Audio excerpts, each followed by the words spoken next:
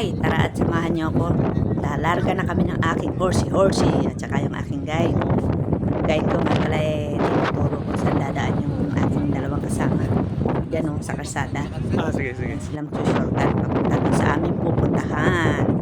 Alam niyo, nakakatakot din kasi sumakay sa kabayo na first time ka lang sasakay.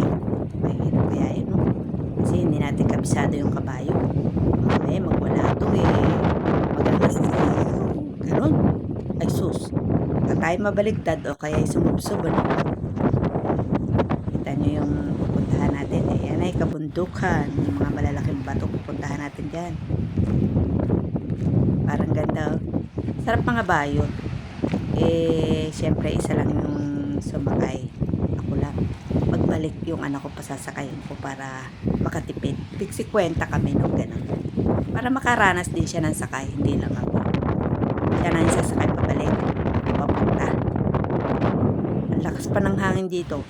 Kasi ano na to yung mga malalaking bato. Tsaka dagat, ano. Tingnan nyo, oh. Sumuot ako sa ilalim dyan, yung kabayo. Ako yung muko para hindi ako mauntog sa bato. Dadaanan namin dyan, no? Kita niyo yung aking dinadaanan. O, paglakad-lakad ng kabayo, nakakatakot talaga. Hindi pa naman ako sanay sa kabayo. First time ko nga lang tong masakay dito,